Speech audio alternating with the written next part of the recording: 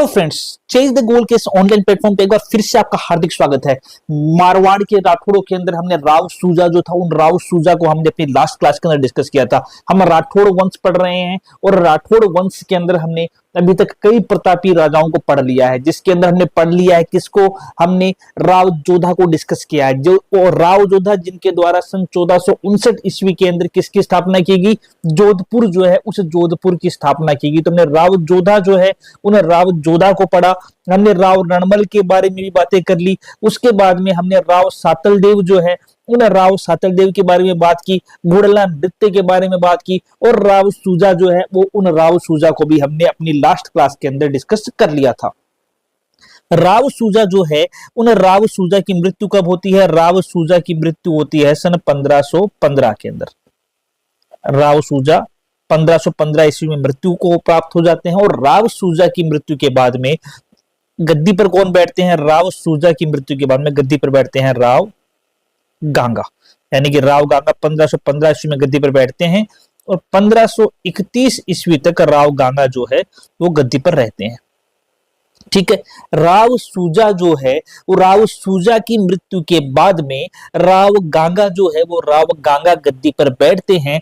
और जब खानवा का युद्ध लड़ा गया था, उस खानवा के युद्ध के अंदर अगर हम ध्यान दें, हमने अपनी मेवाड़ क्लास को अगर हम याद करें तो हमने वहां भी डिस्कस किया था कि जब पाती परवन प्रथा जो थी, उस पाती परवन का पैगाम आया था राव गांगा के पास खानवा के युद्ध के लिए राणा संग्राम सिंह के थ्रू, राणा सांगा के थ्रू। तो उस खानवा के युद्ध में राव गांगा जो थे उन राव गांगा ने किसको भेजा था? राव गांगा ने भेजा था अपने पुत्र राव मालदेव को। तो अगर ये पूछ लिया जाए आपसे कि पाती परवन प्रथा के तहत खानवा के युद्ध में लड़ने के लिए मारवाड़ से कौन सा शासक गया, तब तो क्या बोलोगे? तब तो बोलोगे राव मालदेव गया। उस समय मारवाड़ की गद्दी पर कौन जो था वो सत्तारूढ़ था? कौन जो था मारवाड़ की गद्दी का शासक था? तो उस समय शासक कौन था? उस समय शासक था राव गांगा। इंपोर्टेंट क्या है? पाती परवन।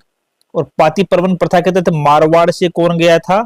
मारवाड़ से गया था राव मालदेव। ठीक है। पाती परवन प्रथा के तहत मारवाड़ से कौन गया था? मारवाड़ से राव मालदेव जो है वो मारवाड़ से पाती परवन प्रथा के तहत राव गांगा के द्वारा खानवा के युद्ध में लड़ने के लिए भेजा गया था। ठीक है। राव गांगा जो है उन राव गांगा के समय पे क्या था? राव गांगा के समय के अंदर मारवाड़ के अंदर कई मुस्लिम शक्ति के केंद्र बन चुके थे।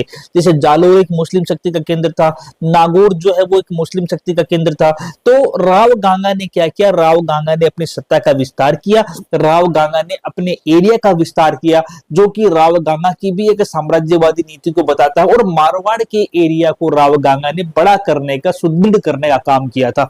राव गांगा के बारे में क्या कहा जाता है कि राव गांगा जो है उन राव गांगा की मृत्यु जो है वो 1531, कई जगह 1532 लिखा हुआ मिलता है, कई जगह देखोगे तो वहां पर आपको 1532, लेकिन ये सन जो है वो पूछे नहीं जाते। कुछ महत्वपूर्ण सन होते हैं वही हमें याद रखने होते हैं, बाकी कौन सा राजा कितने लंबे समय के लिए शासनावधि में रहा ये नहीं पूछा जाता। तो आपको इन सन के बारे में इतनी चिंता करने की जरूरत नहीं है। तो हुआ क्या कि जो ख्यातें हैं मारवाड़ की, उन मारवाड़ की ख्यातों में कुछ वर्णन मिलता है कि राव गांगा जो था, एक बार राव गांगा अपने महल यानी कि मेहरानगढ़ दुर्ग जो है उस मेहरानगढ़ दुर्ग की ऊपर, महल के ऊपर खिड़की में बैठा हुआ था।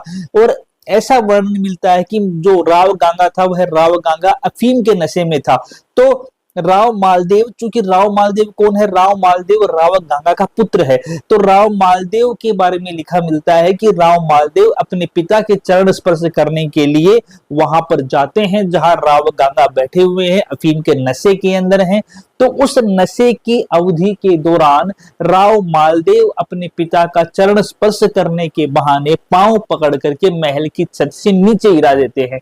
और इतनी ऊंचाई से गिरने के कारण से जो राव गांगा है उन राव गांगा की मृत्यु हो जाती है। तो राव गांगा जो है उन राव गांगा की मृत्यु के लिए कौन जिम्मेदार है? राव गांगा की मृत्यु के लिए जिम्मेदार है राव मालदेव। राव मालदेव कौन है? राव मालदेव राव गांगा जो है उस राव गांगा की मृत्यु के लिए जिम्मेदार है। यानी कि राव मालदेव कौन है? राव मालदेव मारवाड़ का पितृहंता। राव मालदेव कौन है? राव मालदेव मारवाड़ जो है उस मारवाड़ का एक पितृहंता शासक है। अगर पूछ लिया जाए कि मारवाड़ का पितृहंता शासक कौन है, तो राव मालदेव मारवाड़ का पितृहंता शासक है। राव गांगा जो है, उन राव गांगा के द्वारा दो महत्वपूर्ण कार्य याद रख सकते हैं जो जोधपुर शहर में करवाए गए। पहला जो राव गांगा ने करवाया वो गांगीलाव तालाब बनवाया, गांगीलाव तालाब राव गांगा ने बनवाया। दूसरा, गंगा बावड़ी का निर्माण राव गांगा के द्वारा करवाया गया।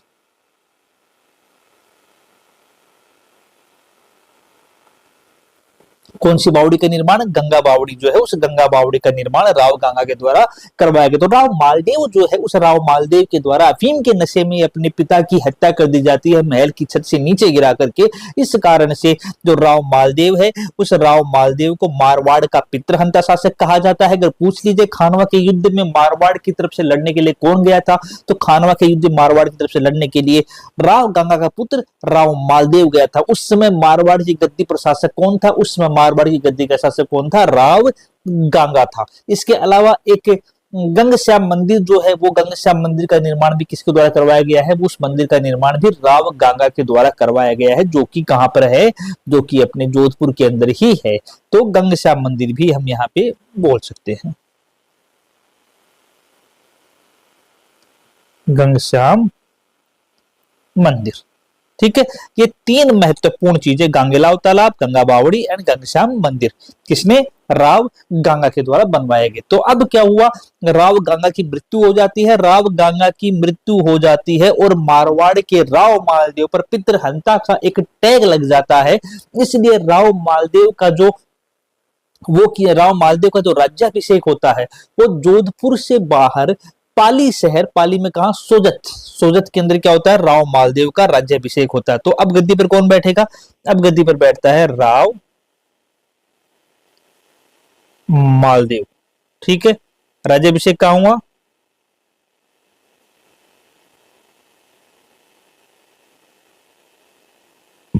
सोजत, पाली। ठीक है, राव मालदेव का राज्याभिषेक कहां होता है? राव मालदेव का राज्याभिषेक सोजत पाली के अंदर होता है। क्यों? क्योंकि जोधपुर के अंदर इनके द्वारा अपने पिता की हत्या की गई है, इसलिए जो मारवाड़ के राठौड़ सरदार हैं वो राव मालदेव से नाराज हैं। इसलिए राव मालदेव का राज्याभिषेक जो है वो मारवाड़ से बाहर पाली जो है उस पाली के अंदर राव मालदेव का राज्याभिषेक किया जाता है। जो राव मालदेव है, इस राव मालदेव के कई नाम हैं, कई इतिहासकारों ने राव मालदेव को कई नाम दिए। राव मालदेव जो है एक प्रतापी शासक था, राव मालदेव जो है एक शक्तिशाली शासक था। क्योंकि राव मालदेव एक प्रतापी और शक्तिशाली शासक है, इसलिए राव मालदेव को कई उपनाम से जाना जाता है। जैसे कि इसे कहा जाता है हसमत वाला शासक।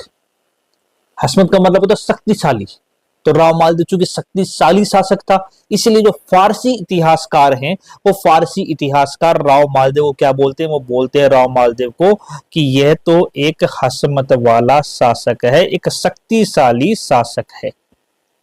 दूसरा क्या कहा गया राव मालदेव को? दूसरा राव मालदेव को कहा गया कि एक पुरुषार्थी राजकुमार।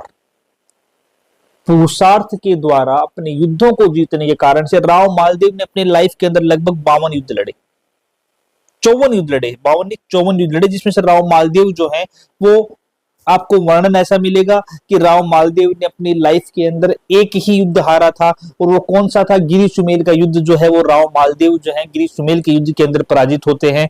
लेकिन कुछ जगह हमें जो ख्याति मिलती है उन ख्यातों के अंदर वर्णन हमें मिलता है कि राव मालदेव जो है उन राव मालदेव के द्वारा टोटल 2 युद्ध हारे गए थे। कौन कौन से उसका हम जिक्र करेंगे आपके सामने। फिलहाल हमने ये कहा कि राव मालदेव जो है वो 52 युद्धों का विजेता था, और 52 युद्धों का विजेता होने के कारण से इसे हसमत वाला शासक, भारत का जो महान पुरुषार्थी राजकुमार या हिंदुस्तान का इसे एक शक्तिशाली शासक कहा गया। बदायूंनी खां जो है वो इसे पुरुषार्थी राजकुमार कहता है। क्यों? क्योंकि इसने 52 युद्ध जो थे वो 52 युद्ध जीते थे। इसे हिंदू बादशाह जो है उसे हिंदू बादशाह की संज्ञा भी दी जाती है। तो इसे और क्या कहते हैं? इसे हिंदू बादशाह भी कहा जाता है। किसे? राव मालदेव को। यहां तक ठीक है। तो राव मालदेव ने क्या किया? राव मालदेव जो है, राव मालदेव ने जैसे ही गद्दी संभाली, अगर मारवाड़ का सबसे सर्वाधिक विस्तार किसी शासक ने किया तो उसका नाम क्या था? उसका नाम राव मालदेव था। राव मालदेव ने क्या किया? राव मालदेव ने गद्दी पर बैठते ही सबसे पहले नागौर, फिर उसने मेड़ता, अजमेर, सिवाना, जालोर और बीकानेर तक। बीकानेर जो है, बीकानेर में शासक कौन थे जब राव मालदेव गद्दी पर थे? तो राव मालदेव के समकालीन बीकानेर के अंदर राव जैतसी का शासक था। राव जैतसी जो थे वो कौन थे? तो राव जैतसी जो थे वो बीका के पोते थे। तो राव बीका के पोते राव जैतसी थे। और हम शुरू में पढ़ के आए हैं कि जोधपुर के अंदर क्या था? जोधपुर में राव जोधा, राव जोधा के पुत्र कौन बैठे गद्दी पर? राव जोधा के पुत्र बैठे गद्दी पर राव सातल देव। राव सातल देव का भाई कौन था? राव सूजा था। यानी कि राव सूजा का पुत्र कौन गद्दी पर बैठा? राव गांगा। राव गांगा क्या है? पोता है राव जोधा का। फिर राव गांगा के बाद में गद्दी पर बैठा राव मालदेव, यानी कि मालदेव जोधा का तो पड़पोता है। और जो राव अपने राव जैतसी हैं, ये राव जैतसी राव बीका के पोते हैं। और राव बीका कौन है? राव बीका राव जोधा के पुत्र है, यानी कि वही पड़पोते हैं। यानी कि कह सकते हैं कि मालदेव ने अपने कुटुंबी जनों पर भी हमला करने में, अपने कुटुंबी जनों के शासन को भी छेड़ने में कसर नहीं छोड़ी। अपने राज्य के विस्तार के लिए जो राव मालदेव है वो बीकानेर पर आक्रमण करता है। बीकानेर के शासक राव जैतसी के साथ उसकी लड़ाई होती है और यह जो युद्ध लड़ा जाता है उस युद्ध का नाम है पाहिबा का युद्ध। इस युद्ध के अंदर राव जैतसी जो है, राव जैतसी की मृत्यु हो जाती है। तो राव मालदेव ने अपने राज्य के विस्तार के लिए क्या किया? राव मालदेव ने अपने राज्य के विस्तार के लिए सबसे पहले नागौर, फिर मेड़ता, फिर अजमेर, फिर सिवाना, जालोर से होते हुए बीकानेर पर भी आक्रमण किया। और बीकानेर पर आक्रमण करके राव मालदेव ने राव जैतसी के साथ युद्ध किया। युद्ध का नाम है पाहुबा का युद्ध। और इस युद्ध में क्या हुआ? इस युद्ध के अंदर जो राव जैतसी थे उन राव जैतसी की क्या हो जाती है? राव जैतसी की मृत्यु हो जाती है। और कहीं ना कहीं ये जो पाहोबा का युद्ध है, ये पाहोबा का युद्ध ही गिरी सुमेल युद्ध जो है उस गिरी सुमेल युद्ध की नींव रखता है। तो कैसे रखता है ये हम अपनी अगली क्लास के अंदर डिस्कस करेंगे। आज की क्लास में हमने राव गांगा के बारे में बात की। राव गांगा के बाद किस प्रकार से राव गांगा को मार करके राव मालदेव गद्दी पर बैठता है उसके बारे में बातें की। और राव मालदेव को क्यों कहा जाता है हसमत वाला शासक, राव मालदेव को क्यों कहा जाता है हिंदू बादशाह, और किस प्रकार राव मालदेव जो है उस राव मालदेव ने अपने शासन व्यवस्था को शक्तिशाली बनाने के लिए कौन कौन से एरिया पर अपना अधिकार करना शुरू किया, किस प्रकार से जो अपने आसपास की सरहदें थी उन्हें अपनी मारवाड़ की सरहद में मिलाना शुरू किया। ये सारा का सारा हमने आज की क्लास में डिस्कस किया। आज की क्लास में इतना ही करेंगे, मिलते हैं अगली क्लास में। तब तक के लिए जय हिंद दोस्तों।